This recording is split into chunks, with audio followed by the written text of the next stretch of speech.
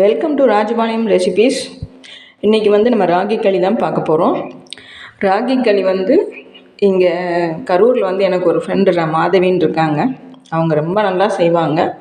அந்த காம்பினேஷன் களியும் கடலை சட்னியும் அப்படின்னு சொல்லிட்டு கொடுத்து விடுவாங்க. அவங்க காலையில் அப்படியே சுட சுட கொடுத்து விடுவாங்க. இது எப்படியும் சாப்பிட்லாம் ரமணி. தயிரும் கொடுப்பாங்க. தயிரும் கொடுத்து நீ உங்களுக்கு பிடிக்காட்டி இதில் கரைச்சியும் குடிங்க, ஆனால் இது ரொம்ப நல்லது அப்படின்னு சொல்லி கொடுப்பாங்க. நான் சாப்பிட்ருக்கேன், ரொம்ப நல்லாயிருக்கும். சரி, அது நம்ம சேனலுக்கு நம்மளே பண்ணி காமிக்கலாம் அப்படின்னு சொல்லிட்டு உங்களுக்கு ஷேர் பண்ணுறேன். இது ராஜபாளையம் ஸ்டைலில் நான் பண்ண போகிறேன். இதுக்கு இந்த 1/4 கப் அளவில் நொய் குருணைன்னு சொல்லுவாங்க பார்த்தீங்களா, அது கடையில் கிடைக்கிது. இங்கே எல்லா டிபார்ட்மெண்ட் ஸ்டோர்லேயும் கிடைக்குது. இந்த பொன்னியில் நொய் குருணைன்னு கேட்டிங்கன்னா கிடைக்கும். இதுதான் நம்ம இந்த 1/4 கப்புக்கு எடுத்திருக்கோம். அதுக்கு இந்த 1 கப்பு ராகி மாவு எடுத்திருக்கோம். இதுவும் கடையில் வாங்கினது தான், ஆனால் ரொம்ப நல்லாயிருக்கும். சரசிக்கிட்ட தான் வாங்குகிறேன் நான் இதெல்லாமே. இந்த ராகி மாவு களிக்கு அவங்கக்கிட்ட வாங்கின எல்லா பொருளுமே ரொம்ப சூப்பராக இருக்கும். இந்த 1/4 கப்பு நொய்க்கு இது 1 கப்பு இல்லை 1.5 கப்பு போடலாம். நான் 1 கப்பு தான் போடுறேன். அந்த நொய்யை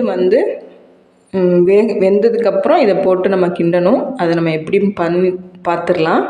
இப்போ அந்த நொய் கொஞ்சம் ஊறணும். ஒரு 20 நிமிஷம் ஊறினதுக்கப்புறம் தான் நம்ம இது செய்ய முடியும். அதுங்களையும் நம்ம ராஜபாளையத்தில் இதுக்கு சைட் டிஷ் என்னென்னா ஒரு பச்சை புளுசுன்னு சொல்லுவாங்க. அந்த பச்சை புளுசு தான் நம்ம இன்றைக்கி பார்க்க போகிறோம். அந்த பச்சை புளுசுக்கு தேவையானது என்னென்னா, இந்த மாதிரி எல்லாமே பச்சையாகவே செய்வாங்க. அதுக்கு இந்த தக்காளி, ஒரு 2 மீடியம் சைஸ் தக்காளி, இவ்வளோண்டு ஒரு 10-15 சின்ன வெங்காயம், ஒரு 2 பச்சை மிளகாய், ஒரு 4-5 துண்டு தேங்காய் வச்சு குட்டி குட்டியாக கட் பண்ணி, இந்த வெங்காயம் பச்சை மிளகாயெல்லாம் பண்ணோம் பார்த்திங்களா, அதே மாதிரி தான் இது பச்சை புளுசுன்னு சொல்லிட்டு. இதுக்கு சைடாக ஒன்று பிசைகிறதுக்கு நார்த்தங்காய் ஊறுகாய் ஒன்று வச்சுருப்பாங்க அங்கே. அந்த ஊறுகாயை ஒட்டி பிசைஞ்சு இது எல்லாமே ஃபுல் பச்சை தான், அடுப்புலேயே வைக்க தேவையில்லை. அது இந்த தொட்டுட்டு சாப்பிட்டோன்னா அவ்வளோ ஒரு சூப்பராக இருக்கும். இது எப்படி பண்ணுறதுன்னு பார்த்துடலாம். இது எல்லாமே ரெடி பண்ணிவிட்டு நான் வந்துடுறேன்.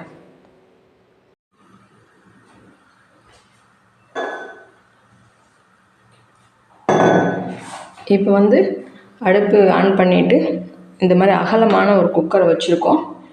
இதில் தான் நம்ம ஃபஸ்ட்டு அந்த ராகி களிக்கு இந்த நொய் ஊறிடுச்சுங்க. இப்போ 20 நிமிஷமாக ஊறிடுச்சு.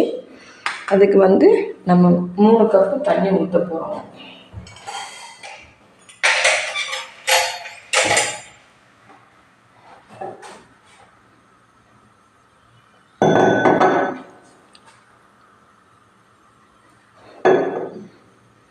கப்பில் 3 கப்பு தண்ணி ஊற்றுறோம். ஃபஸ்ட்டு நொய்க்கு கொஞ்சமாக போதும். இது வெந்ததுக்கப்புறம் நம்ம அதை ஊற்றிக்கலாம். இந்த நொய் வெந்திருக்கு பார்த்திங்களா, இதை வச்சு ஊறி இருக்குல்ல, அதை வேக வைக்க போகிறோம். இது வேகக்குள்ளேயும் நம்ம இதுக்கு சைட் டிஷ் அந்த பச்சை புளுசுன்னு சொன்னோம் பார்த்திங்களா, அதுதான் இப்போ ரெடி பண்ண போகிறோம். அது எப்படி பண்ணுறதுன்னு பார்த்துடலாம் வாங்க. இந்த மாதிரி ஒரு பவுலில் ஒரே ஒரு நார்த்தங்காய் ஒரு சின்ன பீஸ் போட்டிருக்கோம்.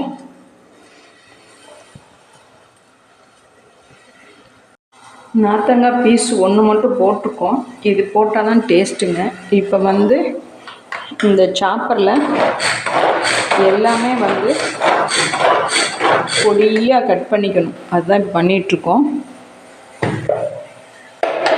இந்த மாதிரி தக்காளி சூப்பராக ரெடி ஆகிடுச்சு. அதை இதில் போடுறோம்.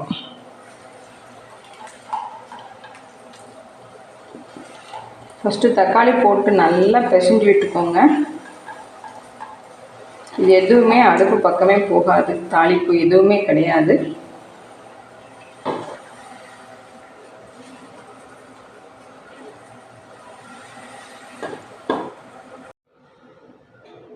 இப்போ தக்காளி போட்டிருக்கோம். இந்த தக்காளி நல்லா பிசைஞ்சிடணுங்க. கை விட்டு பிசைஞ்சிங்கன்னா நல்ல சாறு வந்துடும். இந்த ஊறுகாய் இருக்கும் பாருங்கள், அப்பா இந்த டேஸ்ட்டு வந்து இந்த ராஜபாளையத்துக்காரங்களுக்கு தான் நல்லா வரும். அவ்வளோ ஒரு டேஸ்ட்டாக இருக்கும். இது வந்து கீரையிலையும் போட்டு கடைவாங்க, இந்த மாதிரி பச்சை புலுசுலையும் போட்டு பிசைவாங்க. இது நல்லா பிசைஞ்சிட்டு இன்னொன்று இருக்குது, அது வெறும் புளி வச்சு தக்காளியே இல்லாமல் ஃபஸ்ட்டு ஆதி காலத்தில் தக்காளியே விளையாதுக்கு முன்னாடியே அவங்க இதெல்லாம் செஞ்சுருக்காங்களாம். பாட்டி சொல்லுவாங்க, வெறும் புளியில் இதே மாதிரி சின்ன வெங்காயம், பச்சை மிளகாய், தேங்காய் எல்லாம் போட்டு அதுவும் ரொம்ப நல்லாயிருக்கும்னு சொல்லியிருக்காங்க. செஞ்சும் கொடுத்துருக்காங்க, நானும் சாப்பிட்டு பார்த்துருக்கேன், ரொம்ப சூப்பராக இருக்கும். இப்போ வந்து இந்த மாதிரி தக்காளியில் செய்கிறது. இப்போ வந்து தேங்காய் போட்டுக்கலாம், பச்சை மிளகாய் ஃபுல்லாக ஒரு கைப்பிடி, சின்ன வெங்காயம்,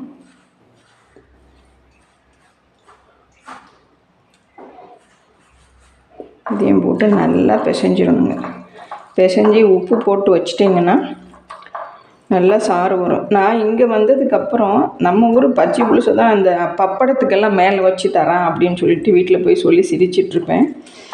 இங்கே வந்து பப்பட் தனியாக சாப்பிடுவோம்ல ஹோட்டல்லாம் போய், அந்த பப்பட்டுக்கு மேலே வந்து இதை தான் வச்சு தர்றாங்க. ஆனால் தேங்காய் இருக்காது அதில், மித்தப்படி எல்லாமே இதே மாதிரி தான் இருக்கும். நம்ம ஊர் ஸ்டைலில் தான் இவங்க பப்பட்டுக்கு வைக்கிறாங்க அப்படின்னு சொல்லி சிரிப்பேன். இப்போ வந்து கொஞ்சமாக உப்பு போட்டுக்கோங்க, இந்த டிஷ்ஷுக்கு தேவையான உப்பு. இதையும் போட்டு நல்லா ஒரு பிசைஞ்சு வச்சிட்டோம்னா இப்போ களி ரெடி ஆகிறதுக்கு இதுவும் ஊறி நல்லா வந்துடுங்க. இதோட ப்ரிப்ரேஷன் இவ்வளவு தான். இது ஒரு ஓரமாக அப்படி தனியாக வச்சுக்கலாம். இப்போ வந்து களி பார்த்துடலாம் எப்படின்ட்டு.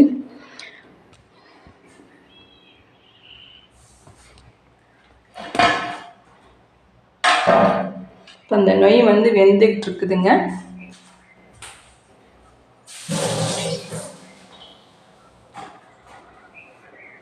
கொஞ்சம் வேகணும், அதுக்கப்புறம் பார்த்துடலாம். இப்போ வந்து இந்த நொய்யெல்லாம் நல்லா வெந்து வந்துருச்சுங்க. நொய் வந்து சும்மா நீங்கள் ஒரு சட்னி கரண்டியில் ஒரு கரண்டியில் போட்டாலே போதும்.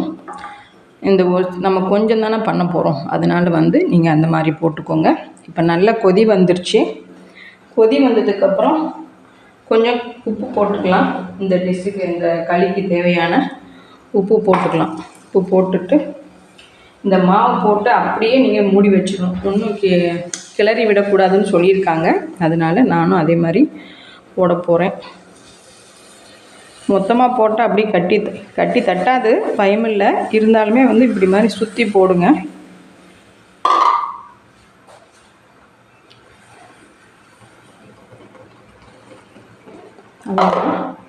இதை நீங்கள் ஒன்றும் பண்ண வேண்டாம், அடுப்பை சிம்மில் வச்சுட்டு இந்த மாதிரி மட்டும் தட்டி கொடுங்க, போதும். இதை அப்படியே மூடி வச்சுருங்க, ஒன்றுமே இப்போ கிண்ட வேண்டாம். ஒரு 5 நிமிஷம் ஆனதுக்கப்புறம் தான் நம்ம கிளறி விடணும். அது வரைக்கும் இது இப்படியே இருக்கட்டும். ஒரு தட்டு போட்டு மூடி வச்சிடலாங்க.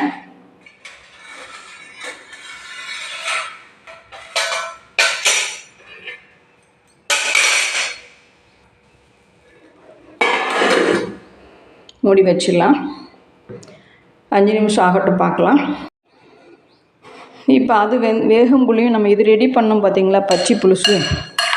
இது வந்து செமையாக ஊறி சூப்பராக வந்திருக்கு. இது டேஸ்ட் பண்ணி பார்க்கலாம்.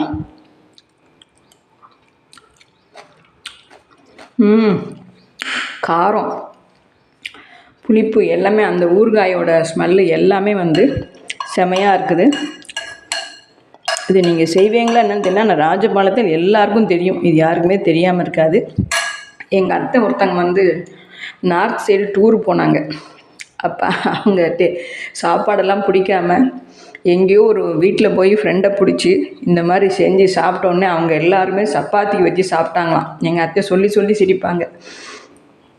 அவங்க போகாத கோவில் கிடையாது. அவங்க வந்து இந்த மாதிரி அங்கே நான் செஞ்சு கொடுத்தேன், எல்லாருக்குமே பிடிச்சி போச்சு. அவங்க சப்பாத்திக்கு தான் வச்சு சாப்பிட்டாங்க. எனக்கு கொஞ்சோண்டு சாதம் மட்டும் கொடுங்கன்னு சொல்லிவிட்டு 10 நாள் ஆச்சு நம்ம சாப்பாடெல்லாம் சாப்பிட்டு அப்படின்னு சொல்லிட்டு அத்தை சொல்லுவாங்க. இது ரொம்ப நல்லாயிருக்கும் இந்த பச்சை புலுசு. இப்போல்லாம் வந்து 5 ஸ்டார் ஹோட்டலில் இந்த தக்காளி வந்து எப்படி நம்ம எண்ணெயில் சுட்டு இப்போ செய்வோம் பாருங்கள் பஜ்ஜி மாதிரி, அதெல்லாம் கூட பண்ணி தர்றாங்க. நானே சாப்பிட்ருக்கேன். இது ரொம்ப சூப்பராக இருக்கும். நீங்களும் செஞ்சு பாருங்கள். இப்போ ஓரளவுக்கு வெந்துருச்சுங்க. இப்போ வந்து நம்ம கிளறி கொடுக்கலாம்.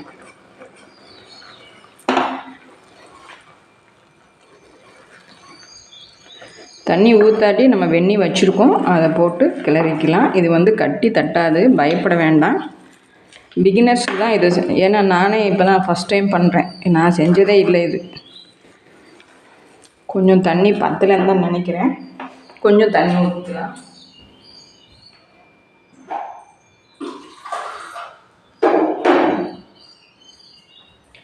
நல்லா கொதிக்கிற வெந்நி தாங்க, ரொம்ப ஒன்றும் இல்லை.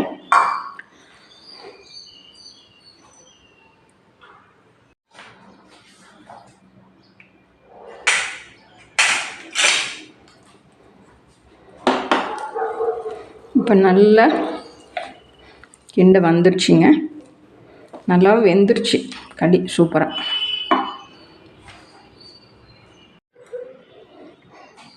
இப்போ வந்து தண்ணியில் தொட்டு இப்படி பார்த்தீங்கன்னா ஒட்டாமல் வரணும். நல்லாவே வந்திருக்கு பாருங்கள், அழகா நல்லா அல்வா மாதிரி வந்திருக்கு. அதனால் ஒன்றும் நல்லாவே வந்திருக்கு, பரவாயில்ல.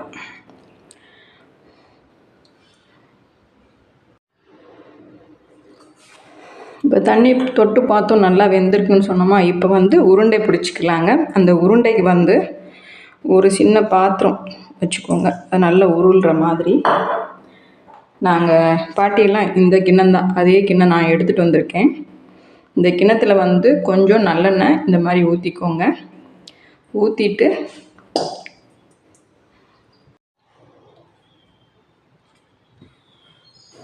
இந்த கிண்ணத்தில் பார்த்திங்கன்னா நம்ம எடுத்துருக்கோம். இந்த மாதிரி உருட்டிக்கணுங்க. இப்படி உருட்டினோம்னா சூப்பராக ரவுண்டாக வந்துடும். எதுக்கு நல்லெண்ணெய் ஊற்றிருக்கோம் அப்படின்னா, கொஞ்சம் மேலே காயாமல் வரன்னு போயிடும் இல்லையா, அதனால் அது இல்லாமல் இருக்குங்க. நல்லெண்ணெய் உடம்புக்கு நல்லது தானே, அதனால் இப்படி தான் செய்வாங்க பாட்டியும். அதனால் நானும் செஞ்சுருக்கேன். ஒரு 2 உருண்டைக்கு நமக்கு வந்திருக்கு. அந்த 1 கப் மாவுக்கு 2 உருண்டை வந்திருக்கு.